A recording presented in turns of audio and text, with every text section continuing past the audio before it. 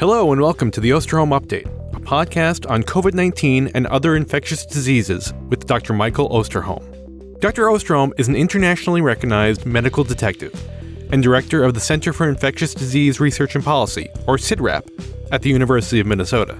In this podcast, Dr. Osterholm draws on nearly 50 years of experience investigating infectious disease outbreaks to provide straight talk on the latest infectious disease and public health threats. I'm Chris Dall, reporter for CIDRAP News, and I'm your host for these conversations. Welcome back, everyone, to another episode of the Osterholm Update podcast. On episode 175 of the podcast, posted on January 23rd, 2025, Dr. Osterholm and I focused on the Trump administration's announcement that the United States intended to withdraw from the World Health Organization. It was a move that, in retrospect, really represented the removal of the first brick in a public health foundation that the administration has steadily been tearing down ever since. When that announcement was made, it was just the beginning of a year-long process. Any country leaving the WHO has to give 1 year's notice. But last week, the US made it official, and in the process left behind some unpaid dues. Going forward, US engagement with the WHO will be limited strictly to effectuate our withdrawal and to safeguard the health and safety of the American people, Health and Human Services Secretary Robert F. Kennedy Jr. and Secretary of State Marco Rubio said in a joint statement. All U.S. funding for and staffing of WHO initiatives has ceased.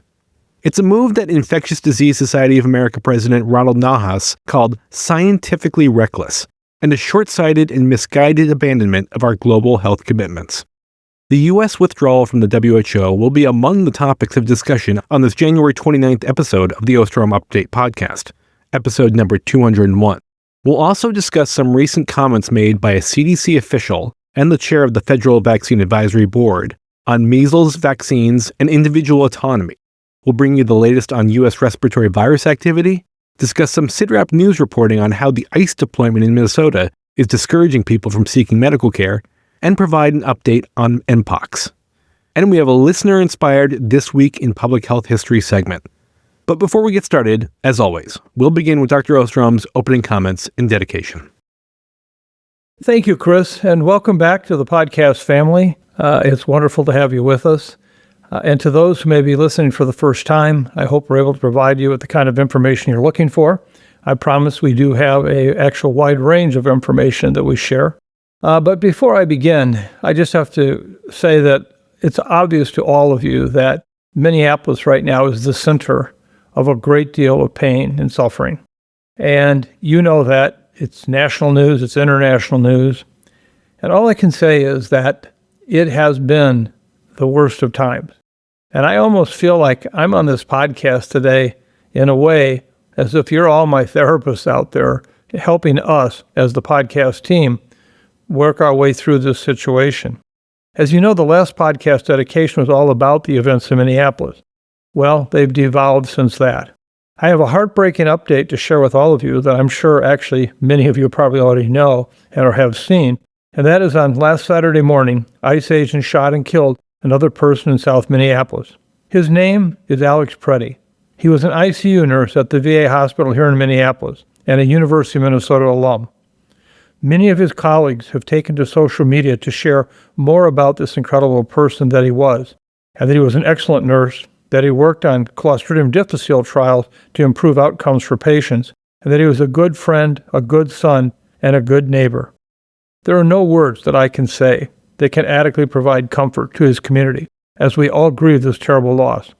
But please know we are thinking of you, the family, the friends, the colleagues every single day, just as we have not stopped thinking about Renee Good. To our listeners who live outside of the Minneapolis area, we appreciate each and every one of your kind messages of support for our team during this time. Please continue to raise awareness of what is happening here. It's easy for things like this to get lost in the very busy news cycle of life, especially as they go on for weeks and weeks. But please don't turn a blind eye and ignore what is happening here. It could happen to you tomorrow. Your support means the world to all of us here in Minnesota, and specifically on this podcast. And to our listeners who live in the area, please know that we're here with you through this devastating time. What is happening right now should never, ever happen. And it's okay not to be okay in the face of the uncertainty and harm in our community. Lean on your neighbors for support when you need it, and find ways to help wherever you can. We have seen a community response unlike anything any of us could have imagined in the face of these events. I think I can speak for everyone on the podcast team that it fills us with immense hope to see the thousands and thousands of little ways neighbors, people who don't even know who you are helping each other. I know that we're all tired and cold. We're sad, even scared. But please know that showing up for this issue is in fact a gift for our children and grandchildren. If you are in need of support, please don't hesitate to ask your neighbors, your colleagues, whoever, for help. No one is meant to get through times like these alone. And fortunately, with the strong community here in Minnesota, no one has to. Let me conclude by just saying, this has been the best of times and the worst of times. I cannot tell you what it's like to watch 40 to 50,000 peaceful individuals marching for the safety and security of our community. How many instances have restaurants and other stores put together care packages and delivered them to the homes of those people too afraid to come out? And let me remind you, this is not just about individuals who may be immigrants, people who have green cards or no green cards. Anyone who is brown or black right now is being targeted in this community. Individuals who are cops not on service at the time are being stopped, pulled over, and required to provide papers.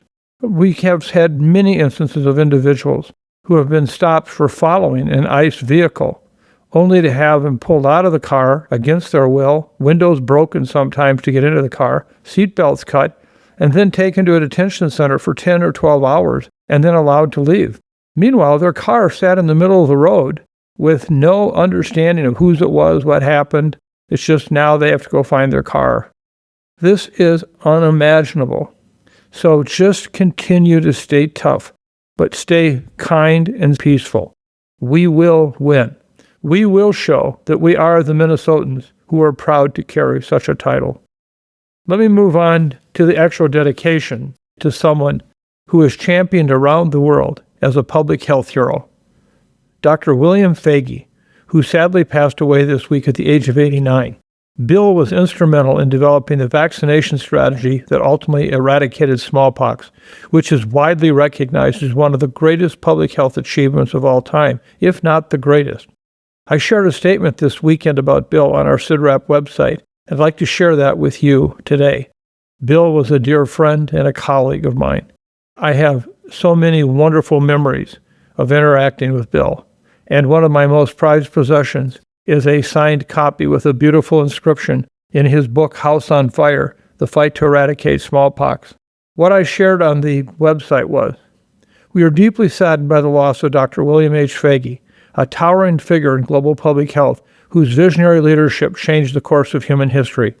Bill's contributions to the eradication of smallpox stand as one of the most extraordinary achievements in medicine and epidemiology. Under his guidance, a disease that once claimed millions of lives was brought to an end, not through brute force, but through ingenuity, scientific vigor, community engagement, and a profound commitment to protecting the world's most vulnerable. His work did not just defeat a scourge, it redefined what is possible in public health and demonstrated the power of evidence-based strategies to build trust and save lives on a global scale. Bill's legacy is vast and enduring, and his efforts did not stop with smallpox. He inspired generations of public health professionals, strengthened immunization programs worldwide, and served the public with distinction, including leading the Centers for Disease Control and Prevention, then called the Centers for Disease Control, and co-founding the Task Force for Global Health. I'm one of those people who Bill inspired. I benefited from his mentorship and from his insight. For that, I count myself incredibly lucky, a feeling I know I share with many. I also had one commonality with Bill that we often referred to. Bill was born in Decorah, Iowa, a town just 18 miles away from where I was born. We both, in those early days, grew up in that Iowa environment. And that was important in the sense that Bill never forgot where he came from. As much as he was a man of great presence, he was a gentle man. He was someone who always gave everyone else credit. Bill's courage, creativity, and compassion continues to guide all of us working to improve health across communities and borders. On behalf of CIDRAP, myself personally, we extend our deepest condolences to his family, colleagues, and the countless millions, remember I said millions, of individuals whose lives were saved through his work. Bill's life is a testament to the profound impact that one dedicated individual can have on the health of humanity. Dr. William Foege, please rest in peace. Now let me move to that part of the podcast that some of you can take your little break right now and come back in a moment, but for the rest of us, we're holding on tight to this one. Yes, indeed. Today in Minneapolis, St. Paul, sunrise is at 7:35 a.m., sunset is 5:16 p.m., starting to last longer every day. That's 9 hours, 41 minutes, and 6 seconds of sunlight. We're gaining sunlight at the rate of 2 minutes and 28 seconds per day. Now, to our dear, dear colleagues in Auckland, New Zealand at the Occidental Belgian Beer House, today your sunrise is at 6:32 a.m., sunset at 8:34, a whopping 14 hours, 1 minute, and 46 seconds of sunlight. But you are losing sunlight at 1 minute and 50 seconds a day. Just in a few weeks, when we hit that March 21st date, we will both have the same length of sunlight, and then at that point, we will be in the ones with more sunlight, and we promise to share it with you. Mike, we'll get to the official U.S. withdrawal from the WHO in a moment, but I want to start with some comments made last week by CDC Principal Deputy Director Ralph Abraham and Advisory Committee on Immunization Practices Chair Kirk Malone. At a press briefing, Abraham said the current U.S. measles outbreak and the potential loss of measles elimination status in the U.S. is, quote, the cost of doing business, unquote, and that we have to respect the personal freedom of those who choose not to vaccinate. Malone, on a podcast, said ACIP was placing individual autonomy over public health and suggested we rethink the need for MMR and polio vaccines, since we have better sanitation and less crowding than we did when those vaccines were introduced. Mike, there is a lot to unpack here, but it seems that the theme is a steady undermining of the idea that vaccines play a critical role in public health. And I would even go beyond that to say that Malone's comments seem to be essentially a rejection of the idea of public health itself. Is that how you see it?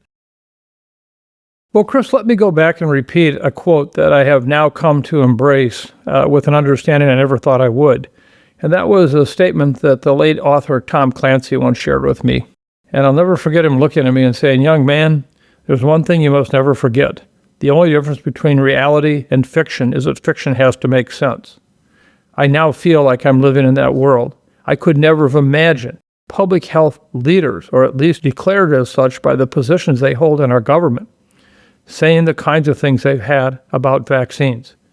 It is absolutely beyond reproach. To hear a senior official casually state that the U.S. is losing its measles elimination status is only because of the cost of doing business pains me, quite frankly. Having worked in the field of infectious diseases for more than 50 years, I can tell you that earning that status of measles elimination in 2000 was a remarkable public health milestone, and it really stands out as one of those rare moments in my career when everyone, my colleagues, the public, could step back and say, this really worked. It felt like the start of a new chapter. It felt like what Bill Foege had previously brought us with smallpox. Let me remind all of our listeners what measles was like before the vaccine first showed up in 1963. On average, 48,000 children were hospitalized in this country with measles each and every year. 500 would die. Now, if you look at the rate of serious illness and deaths in children in 1963, it ranged from about 1 to 3 deaths per 1,000 cases of measles. Well, in 2025, we had 3 deaths in 2,200 cases of measles, a rate almost identical to that which we saw in the pre-vaccine era. This is still a very bad disease, not one to take casually. Achieving the measles elimination status was no accident. It was the culmination of decades and decades of hard work, investment, and collaboration, and it simply would not have happened without vaccines. So to now see the potential loss of the status treated as something that's acceptable or no big deal is extremely disappointing, especially when it comes from officials who are charged with protecting the public's health. This confusion about vaccines leads to great hesitation, which then leads to less vaccination, which leads to more cases, and more cases means more hospitalizations and deaths. It's just that simple. Let me remind people also about polio, because that too was one of the diseases that was dismissed in the discussions by Ralph Abraham and Kirk Mahone. Let me remind you that, in fact, prior to polio vaccines, there were up to 55,000 cases of polio every year in this country. Over 20,000 of those children were paralyzed, often existing in iron lungs. And it's ironic that, in fact, Mahone did not even understand that with better sanitation, polio cases increased, not decreased. Why?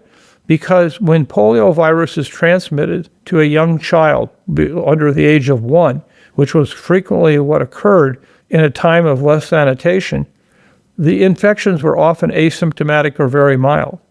It was the children who were 3 to 12 years of age, who were older, who when they got infected, we often saw the paralysis. And that happened when sanitation improved. We saw less early transmission, and eventually the children in the community picked it up. Let me just conclude by saying, one of the things that worries me is that this is not something we can just wait out. There's at least 3 more years of this administration. Even if leadership changes, these messages about these vaccines are already out there. They're circulating in the social media world. They're heard by many young parents. These messages are making the rounds and they're sticking. And as I've talked about it before, rebuilding trust, once it's been undermined, isn't easy. It takes time. It takes effort. It takes lots of listening. It takes wisdom. So it's difficult and a sobering reality, to say the least, to hear our public health leaders talk as they did this past week. Shame on them. While we're on the topic of measles, Mike, what is the current state of the measles outbreak in the U.S.?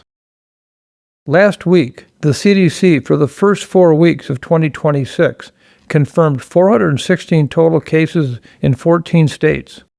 Of the 416 cases, 94% were linked to 49 outbreaks that actually began last year.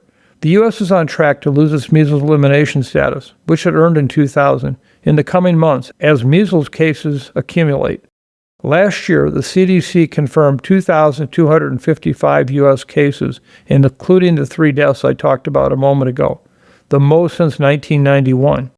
86% of the 416 U.S. cases so far this year have been in children and young adults, and 25% are in preschoolers. Among all the patients, 94% were unvaccinated or had an unknown vaccination status. South Carolina's upstate measles outbreak this week reached 789 cases, surpassing the 2025 West Texas outbreak, which sickened 762 and killed 2.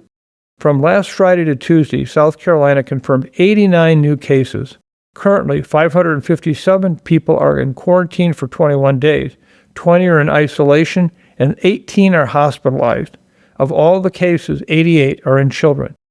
Exposures at public schools with high numbers of unvaccinated students are primarily driving the outbreak, with more than 330 students from at least 20 schools in quarantine. Outbreaks occur when vaccination rates fall roughly below 95% for specific groups. The kindergarten vaccination rate in South Carolina was 91% during the 2024-25 school year, but it's much, much lower in the upstate area. In neighboring North Carolina, health officials confirmed 14 cases as of this last Tuesday, some directly tied to the South Carolina cases. In Union County, 170 people are in quarantine due to exposure to an unvaccinated child in a private school with low vaccination rates. The child's infection was linked to the South Carolina outbreak. Elsewhere in the country, Idaho documented 2 cases last week, and Maricopa County, Arizona, confirmed 2 cases. As we've already discussed today, immunization with 2 doses of measles, mumps, and rubella is key to curbing these outbreaks and protecting vulnerable people, such as infants who are not yet vaccinated and those who can't be vaccinated for certain health reasons. Increasing vaccine uptake is a community effort, and we all need to do our part to get our country back on track in terms of dealing with measles. Let me just address one last context issue. I'm trying to understand, where is measles in the United States going? And I think we have to look to Canada. Canada as a country has many of the same issues with vaccination levels, how the rates vary throughout the country. Remember, Canada, throughout all of 2025, went from just a few cases a year to over 5,436 cases documented. Think about that. 5,436 cases, more than twice what we had. But to put this into context, remember the United States has 340 million people. Canada has 41 million people. There's more than 8 times the number of people living in the United States than Canada. If we were to have the same rate of measles as we see in Canada now, that would equate to about 43,800 cases of measles in the United States in 1 year. I think we could clearly replicate, unfortunately, the experience that we're seeing there. Imagine having so many measles cases that we look back on a time when there were only 2,000 and say, boy, I wish we were back there again. So keep in mind, over the next 18 to 24 months, watching what will happen in this country and understanding that Canada surely is a model that we surely don't want to replicate, but one that I think we have to face the facts we could be seeing in just the months ahead. We're going to turn now to the U.S. withdrawal from the WHO. We've obviously known this was coming since it was first announced by the Trump administration last January, but it's no less shocking than it was a year ago. Kennedy and Rubio said in their statement that the United States, quote, will continue to lead the world in public health, saving millions of lives and protecting Americans at home by preventing infectious disease threats from reaching our shores while advancing global health security through direct, bilateral, and results-driven partnerships, unquote. Mike, do you think that's possible? And furthermore, how badly is the WHO hurt by this move? Yes, Chris. As you said, this moment stems from the executive order issued on the first day of the president's second term, directing the U.S. to leave WHO over supposed mishandling of COVID-19 and the resulting harm to Americans. Throughout the year, WHO officials urged the administration to reconsider, pointing to decades of collaboration that saved lives. The WHO's strength has always come from long-term partnerships like the one it had with the U.S. for funding, research, infrastructure, data sharing, and emergency response. But the decision was essentially locked in, and there was little room for negotiations from the administration. The claim from Kennedy and Rubio that the U.S. will continue to lead the world in public health is delusional at best and downright deceptive at worst. Our internal capacity has been weakened in the U.S. For example, there are 25 centers, institutes, or offices at the CDC, different levels of activity. Of those 25 CIOs, 24 currently are vacant in terms of leadership. And across the board at CDC, there is no senior public health leadership. It's largely political appointees with no real skill set in public health. If a crisis were to happen today in our own country, forget about the rest of the world, the CDC would be ill-prepared to respond. At this point, we no longer have the capacity in this country to respond with a strong technical infrastructure. Cuts across the CDC, NIH, and USAID over the past year have gutted much of that expertise. And externally, effective global health leadership relies on trust and coordination, something far harder to maintain outside the world's central public health body. This move isolates the U.S. from critical disease surveillance networks, including efforts to match circulating influenza strains to the seasonal vaccine.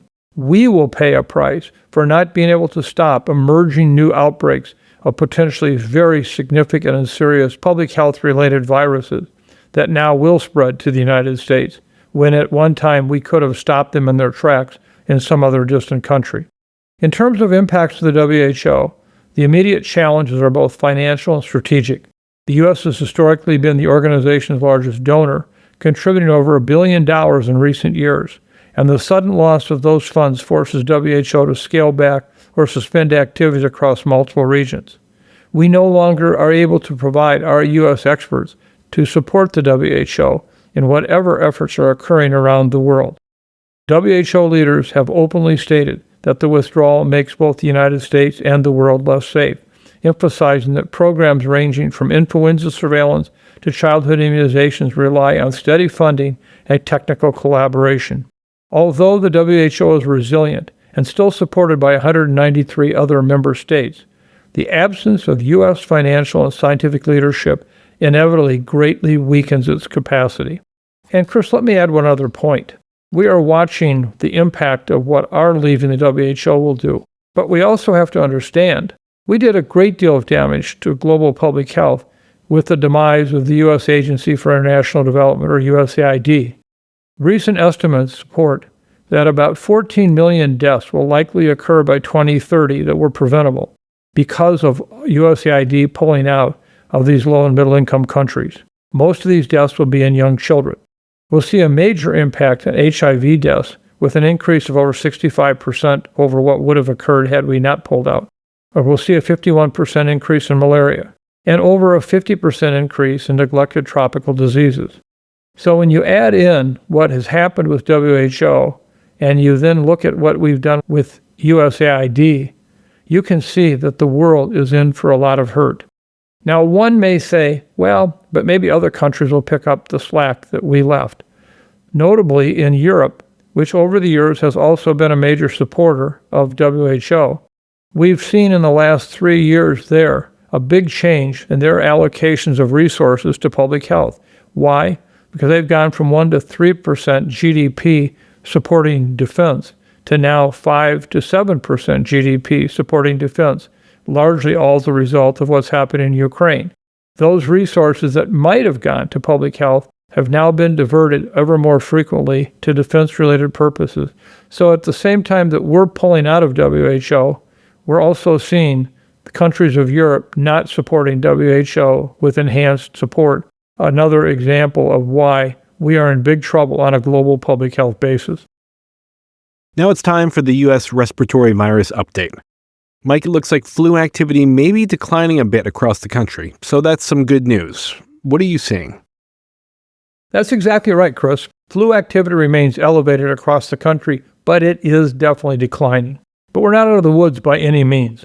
Overall, emergency department and outpatient visits for influenza-like illness are all decreasing and approaching levels we saw in mid to late December, which was in the middle of the ascent to the most recent peak. Similarly, flu-related hospitalizations continue to decline, now at rates we were seeing in early December, right near the beginning of the surge in activity. If you look at outpatient visits for influenza-like illness, they're down to 4.4%, which is down from that peak of 8.3% just 3 weeks ago. This is still above the national baseline of 3.1%. And let me remind you that we won't declare the end of the flu season until we are back below 3.1% and it looks stable at that level. I'll add that based on the same metric, only 7 states right now are considered to have very high flu levels, down from 25 states during our last episode just 2 weeks ago. 23 states in the District of Columbia are now considered to have high levels of flu activity, up from 16. 10 are moderate, 7 are low, and 3 are minimal. Bottom line is, it's looking good when it comes to flu. One thing we are keeping a very close eye on is what is happening with school-aged children, those 5 to 17 years old. This is the only group that experienced an increase in ED visits resulting in an influenza diagnosis last week. The respiratory season often is influenced by the spread that occurs with school-aged kids, and with what looks like could be the beginning of a rebound in ED visits among this age group. I wouldn't be shocked to see activity begin to tick upwards in other age groups as well. There have been 27 new pediatric deaths reported since our last episode, bringing us to 44 pediatric deaths so far this season.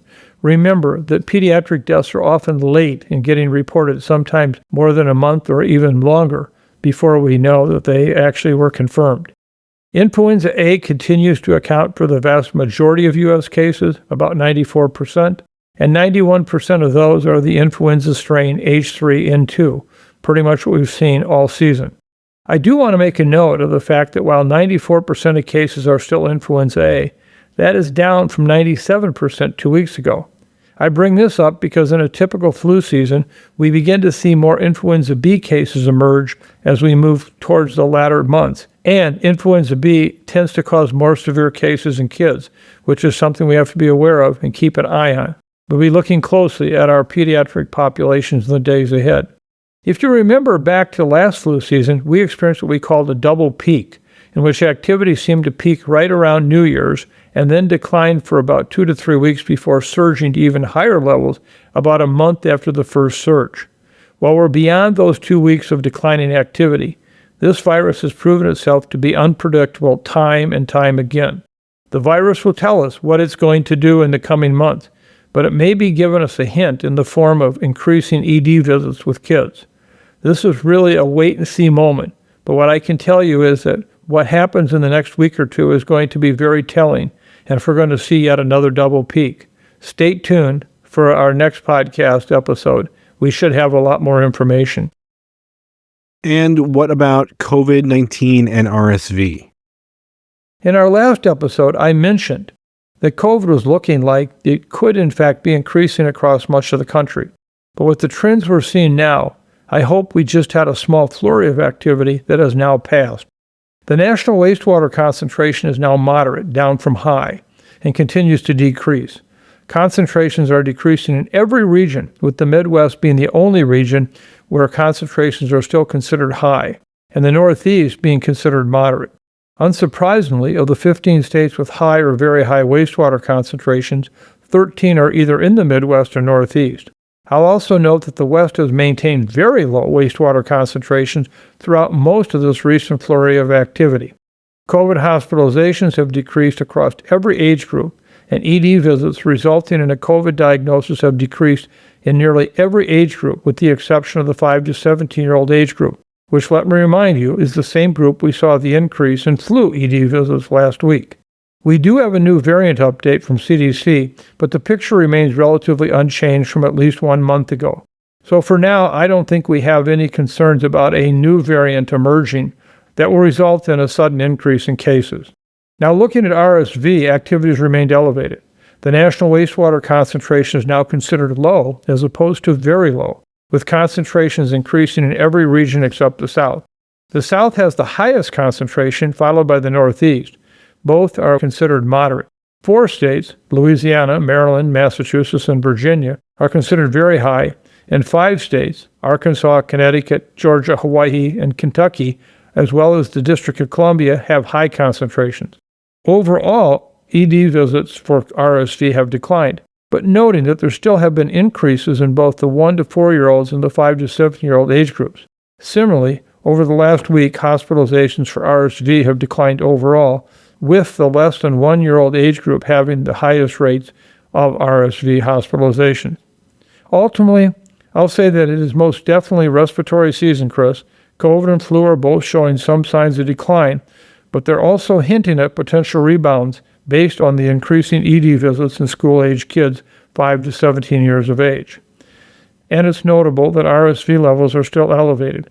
All you can do is continue to monitor activity and encourage everyone to take precautions, like staying home when you're sick or wearing an N95 respirator when you're in public. Those are the things you can do right now to help best protect yourself. It may be a little bit too late for vaccine to have much impact. Mike, it should be no surprise that hospitals in Minnesota are very busy during the winter respiratory season, and that's no different this year than from any other year. But what some of our listeners might not know is that the deployment of nearly 3,000 immigration and customs enforcement officers in the state is leading a growing number of people to cancel important and even life-saving medical appointments. Can you fill our listeners in on some of what we're learning about this? Chris, this is just another heartbreaking example of the way our community has been impacted here. As you mentioned, Minnesota residents are delaying medical care due to fears about the ongoing ICE operations in our state. This includes not just undocumented immigrants, but also citizens and other immigrants that are here under work permits, permanent residency status, or other legal routes. On top of all of that, anyone who has black or brown skin right now can easily be targeted for a stop, pulled over, asked to see papers supporting the fact that they're actually U.S. citizens.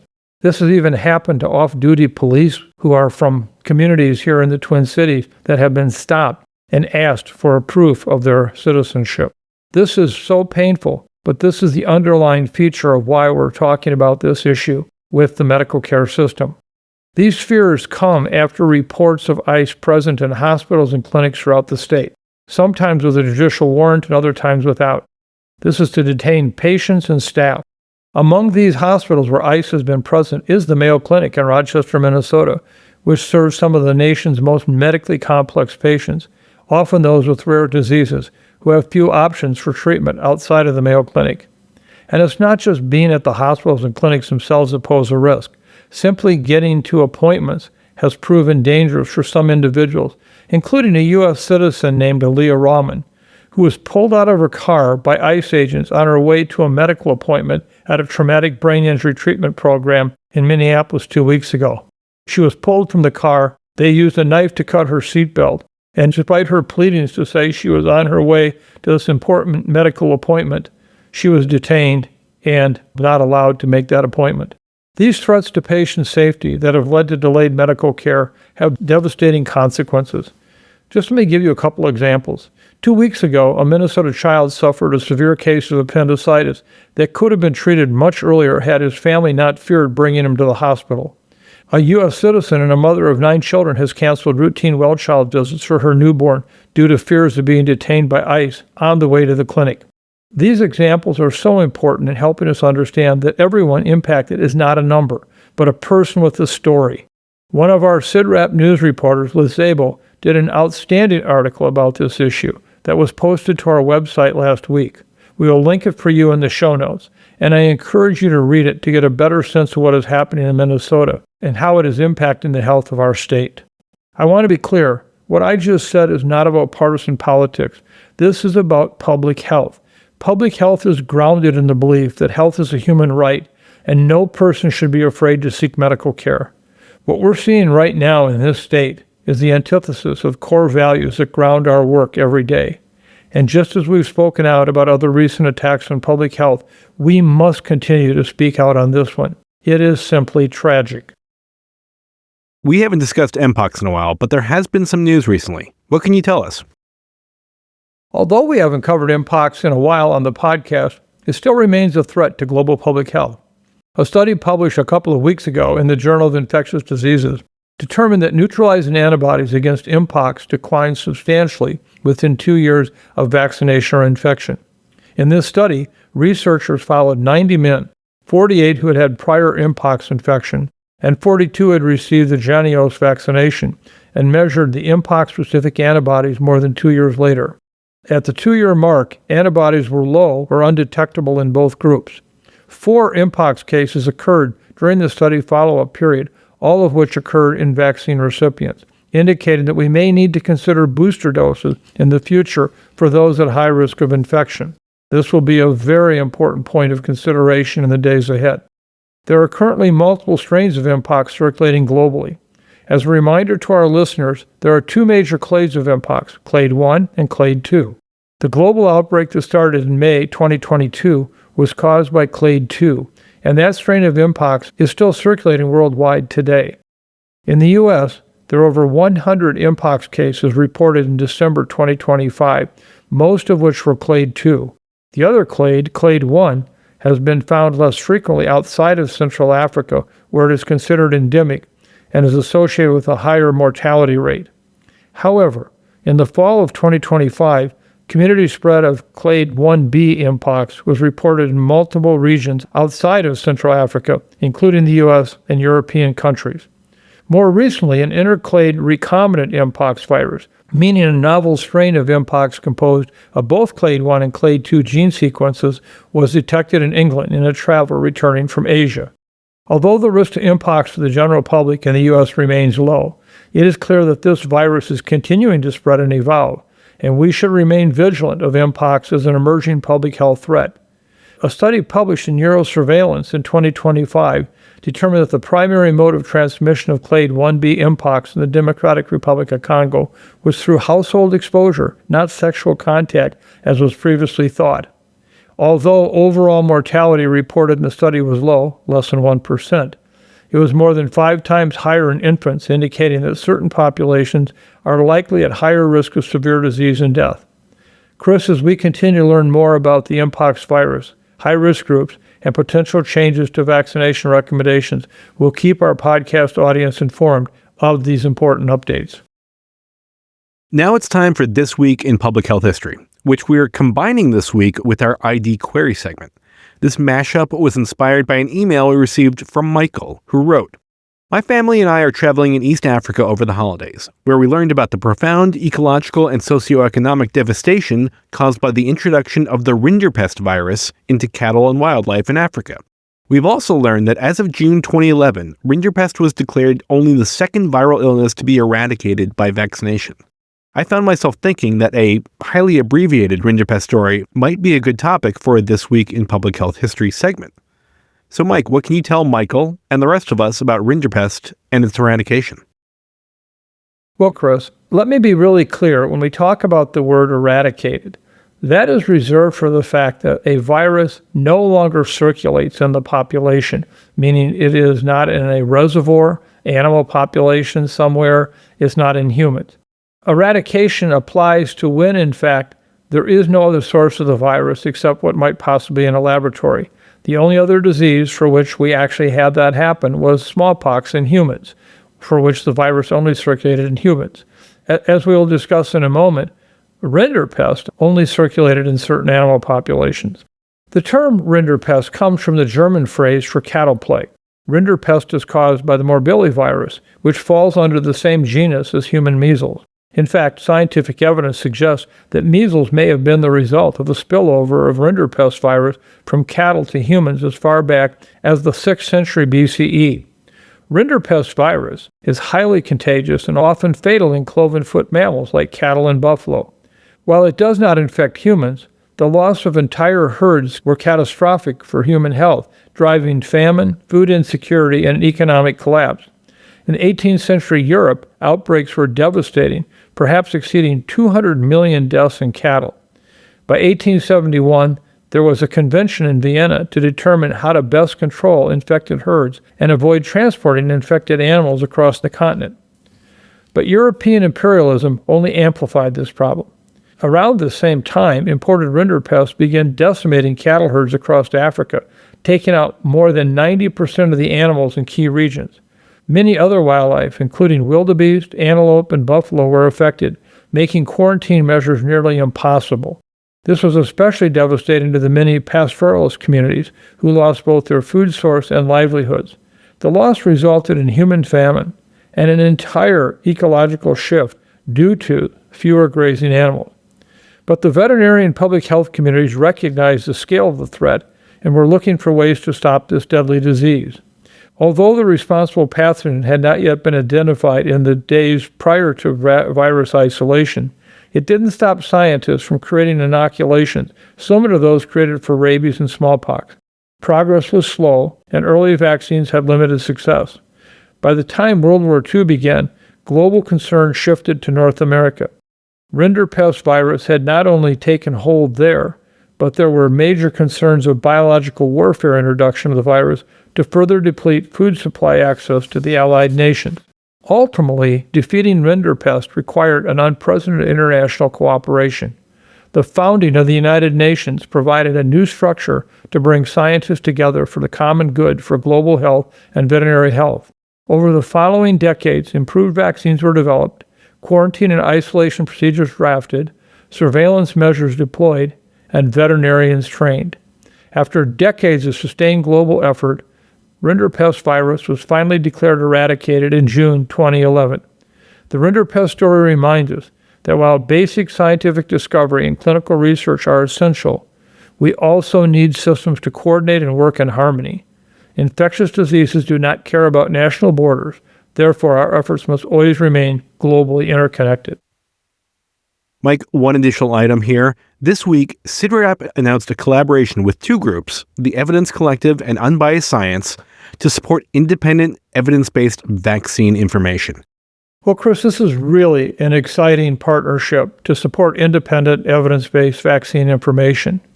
I think most of our listeners will surely recognize immediately that the Evidence Collective, co-founded by Drs. Caitlin Jetelina and Jess Steyer, has a very important role in promoting scientifically sound information and taking head-on that mis and disinformation that continues to be a challenge. The Evidence Collective is a consortium of 25 plus scientists and clinicians with combined monthly reach of more than 150 million people. At the same time, Unbiased Science is a science communication organization that reaches up to 30 million people monthly, backed by an interdisciplinary team of public health professionals, clinicians, immunologists, epidemiologists, and toxicologists. This team makes health science feel human, using social media infographics, video, podcasts, and long-form storytelling to connect with general audiences, not just to talk at them. This is led by Dr. Steyer, who I believe is one of the single best public health communicators and we have fighting the issues of the day. So we're very excited to be working with these groups. They already have done amazing things, and we hope our partnership between what we offer at CIDRAP and what they offer together can enhance this whole idea of promoting independent, evidence-based vaccine information. Stay tuned. You're going to hear a lot more about this in the future. Mike, what are your take-home messages for today? With each podcast, I try to come up with 3 main points that I think are really important takeaways. This particular podcast, I think I have about 187 take-home points, but I'll try to summarize about 880 of them in one bullet. We are in the Twilight Zone of Immunization. No other way to describe it. This is the Twilight Zone. In reality, much of what we're seeing happen today falls under that rubric of, I can't believe this just happened. This past week, the discussion by 2 senior HHS appointed leaders is absolutely mind-blowing to think that they could suggest that maybe we should just postpone measles, mumps, rubella, and polio vaccines for a couple years to see what happens. I can't put my reactions in words that adequately express my frustration, my concerns, and frankly, my anger. We are playing with our children's and grandchildren's lives. It's straightforward and simple. We are in the Twilight Zone of immunization. In terms of our second point, flu and COVID and RSV are still there. We're going to be waiting to see if we have a rebound effect with flu and maybe COVID in the next couple of weeks. But if not, hopefully on its way down and out. And finally, measles. We are going to have a huge challenge over the course of the next year with measles. No other way to sugarcoat it. And I worry that we could be a replay of what's happening in Canada, which would put our cases of measles into the tens of thousands of cases. We will look back one day and say, boy, things weren't so bad at a couple hundred cases, which in fact, of course, if that had happened 2 years ago, before we were close to losing our measles elimination status, we would have said, wow, a couple of cases of measles was really bad. So at this point, all I can say is hang in there. We're here. We'll keep informing you of what we know. Our Vaccine Integrity Project is continuing to take head-on the issues of vaccines in this administration. We will not stop. As I've said time and time again about our activities at CIDRAP and the Vaccine Integrity Project, we will bend and we will bend, but we will not break. Mike, in the dedication to Dr. Foege, you mentioned his 2011 book, House on Fire. And I believe you looked to that book for some inspiration for this closing. Chris, in fact, the book that I have in my hand at this very moment is a signed and inscribed copy of Bill Foege's House on Fire, The Fight to Eradicate Smallpox. A book of wisdom, a book of humility, a book of honor, and a book of vision. That was Bill Foege. And by the way, for those who had never met Dr. Foege, and I know many of you have, at 6'7", he was a towering giant. And yet, when he was in the room, he made everybody feel bigger than him. That was one of his gifts. That was one of his unique talents, to be able to make so many things happen for so many people in the public health world. But I thought that the closing to Bill's book really captures the moment, both in terms of the eradication of smallpox, his death, and what we're experiencing in our communities today. So here it is, Bill Foege's closing comments in the book House on Fire. This is a cause and effect world, and smallpox disappeared because of a plan conceived and implemented on purpose by people. Humanity does not have to live in a world of plagues, disastrous governments, conflict, and uncontrollable health risks. The coordinated action of a group of dedicated people can plan for and bring about a better future. The fact of smallpox eradication remains a constant reminder that we should settle for nothing less. Bill Foege. Well, thank you all for being with us again this podcast. A lot of hard information, but we're trying to do our best to take it on, share it with you, but also do what we can to change the course of what we're talking about. I just can't emphasize enough right now how important it is to be kind and thoughtful. I emphasize that again in light of what's happening here in Minnesota and seeing what all of those very peaceful but committed individuals in our communities are doing to take on this horrible situation. They're doing it with kindness. They're doing it with purpose. They're taking care of those in our communities that need that. Please think about your own lives right now and what you can do to help. Even if you're not in a Minnesota community, anywhere in the world right now, what can I do to help respond to this terrible situation we find ourselves in? So thank you. I hope that in 2 weeks I can report much better news. And in the meantime, we're just going to keep going at it. And we will not give up, as I've said before. Be kind, be thoughtful, and thank you so much for being with us and being a part of this podcast family. I feel like I got my therapy session in today. It meant a lot. Thank you.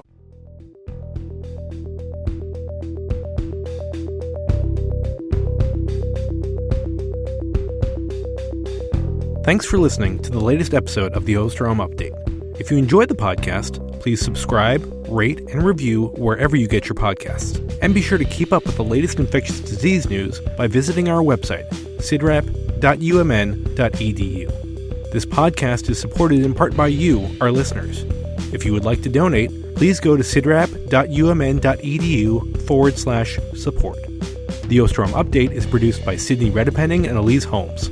Our researchers are Corey Anderson, Meredith Arpey, Leah Moat, Emily Smith, Claire Stoddart, Angela Ulrich, and Mary Van Busekam.